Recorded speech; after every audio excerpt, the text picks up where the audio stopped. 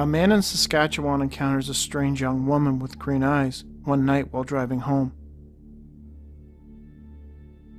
It was August 1973. Daryl, no last name was provided, who was then 17, had just dropped some friends off after a night out socializing and was returning home to his parents' farm near Meadow Lake.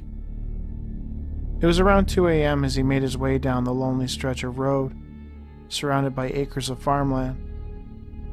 There was a full moon that night, he recalled. He felt wide awake and wished he had somewhere else to go. His windows were rolled down, and he felt alive and invigorated. Things were about to take a strange and disturbing turn, though. As he came around a blind corner on the road, Daryl was surprised to see somebody walking towards him along the shoulder of the road. It was a young woman. She was wearing this sort of flowing hippie-style dress. She had long straight brown hair and bare feet. I remember the bare feet because I had this fleeting thought that the gravel must have hurt. But then she looked up at me, and every single thought went out of my head. For a brief moment, the two made eye contact. It was a moment that he would remember for the rest of his life. Daryl instantly noticed that her eyes were an incredible green color. They were beautiful, he told researcher Joanne Christensen. He was hypnotized by her, and after driving up the road a ways, he told himself that he needed to go back and pick her up. His parents had a strict no hitchhiker policy. Picking up a hitchhiker meant losing his driving privileges, but he formulated a rationalization. I thought that, technically, the girl wasn't hitchhiking, so it might be okay. Also, it would have been miles to walk to the nearest farmhouse, and what if she was in trouble? He turned the truck around and went back down the road. Rounding the corner, he noticed that she was gone. Only 3 or 4 minutes had passed since he last saw her, but somehow she was nowhere to be seen. There really was no place for someone to hide, though. If she was making her way across the fields, he would have certainly seen her as the moon was fairly bright, but she was nowhere. He stopped the truck, got out, and looked around. The only thing that obstructed his view was the high school by the turn in the road, and he had just seen that from both sides. The school was far enough away from the road that he would have seen her walking or running towards it anyways. Confused, Daryl climbed back into his truck, turned it around, and began making for home. As he came around the blind corner, he saw her again.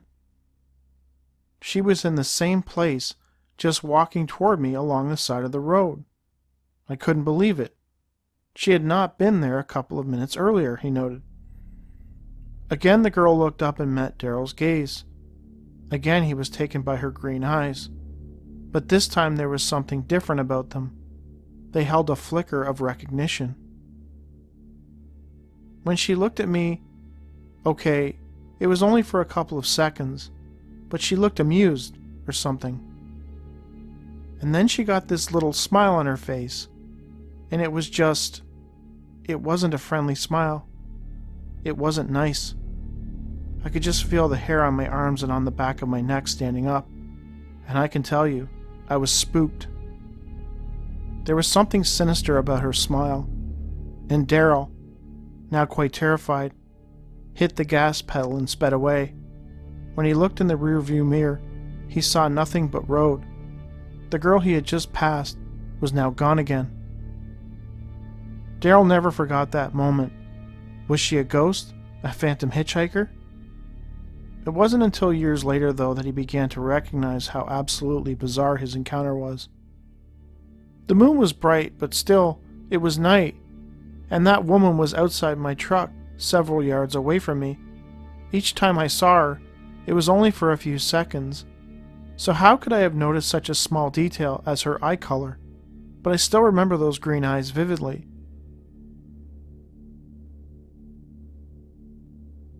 In February 2016, a man named John, no last name was provided, encountered something absolutely bizarre. For several hours, he watched as a large, quote, monkey standing about 7 feet tall, run around a wooded area in downtown Miami. I was able to call the zoo and give a description to them on the tape, and I was trying to get the Department of Natural Resources for the state to warn them that this thing was running around, and it was around for a couple of hours that night. This was in the downtown area, believe it or not, but this was kind of like a wilderness area near the river in Florida in Miami. He claims that there was no smell, and at one point he got to within 20 feet of the creature, whereupon he attempted to take a picture. My camera failed and wouldn't work. I just couldn't get a picture. I couldn't get it with my cell phone either, he added. Things would continue to grow increasingly more bizarre as another creature arrived on the scene and met up with the 7-foot-tall monkey. The strangest thing of the entire night, I don't even like to tell this to people because it sounds like I'm crazy, but at the end of the night, that thing was joined by an owl. An owl showed up. It had what looked like the face of a man on it, and I've had nightmares about that since. I couldn't believe I saw something that way, but I did. I wish I could have gotten that on film. John claims that soon after the human-faced owl arrived, the entities both, quote, dissolved into the ground. It was like they both just evaporated, and I couldn't believe I saw that. John noted that he was wide awake at the time of the sighting. It is unclear if the zoo ever followed up on his phone call.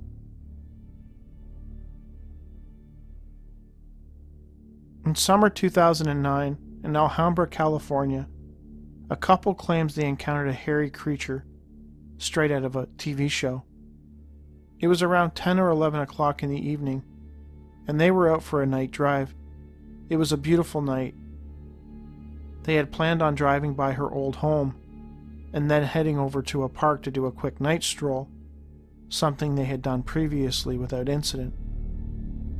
As they drove slowly down the street, the man noticed out of his peripheral vision a strange creature covered completely in hair, standing by the side of the road. He claims that it was covered in brown hair. The hair was long and straight and draped down the length of its body. It reminded him of Cousin It from the Addams Family. Just as he was taking it in, his girlfriend also took note of it and reacted, screaming out in horror. They quickly left the area. Their planned evening stroll never happened, as they were simply too spooked. While driving home, they both confirmed with each other what they had seen. Thinking back on it, the witness claims he got the sense that they were not supposed to see this creature, that there was something dark and unnatural about it. It sounds like a type of Bigfoot creature, but there are a handful of cases in which witnesses describe UFO occupants as looking like Cousin It from the Addams Family, so it's hard to say what this couple encountered that night in 2009. On the other hand, it could just be a prankster. You never know.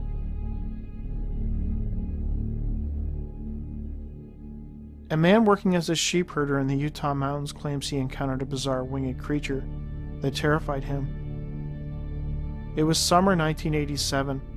Working alone, the man only had a pair of horses and a couple of dogs that assisted with his herding of the sheep. One night he noticed that the sheep were restless and assumed that there was a predator lurking in the area. He decided to be on his guard, staying up late and watching over the sheep for some sign of a threat. He saw nothing unusual, and before long the sheep began to settle down. He decided then that it would be okay for him to turn in for the night. He entered his tent and almost immediately fell asleep. Within 15 minutes of dozing off, he was awoken by the sounds of what he took to be wings beating against the top of his tent. He listened to it for a while and assumed that a bird or an owl had somehow landed on and gotten caught up in his tent. He waited for the beating to stop, but it just continued. Realizing that the animal was not going to be able to free itself, he grabbed a flashlight and exited the tent.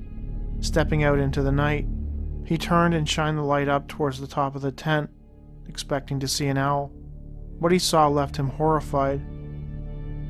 The witness claims that the creature he saw looked like a naked man, standing about 2 feet tall. On its back were large, bat-like wings. It hovered next to his tent, wings flapping loudly. The creature stared at him fixedly for a few seconds before flying off towards the trees. The sight of this weird creature frightened the man so much that the next day he headed down off the mountain and asked his brother to go up and keep an eye on the sheep. He was reluctant to tell anyone aside from a few close friends about what he had seen that night. Following this, the man always had his brother or a cousin join him in his herding. Though he never saw the creature again, he no longer felt safe being alone up in the mountains at night.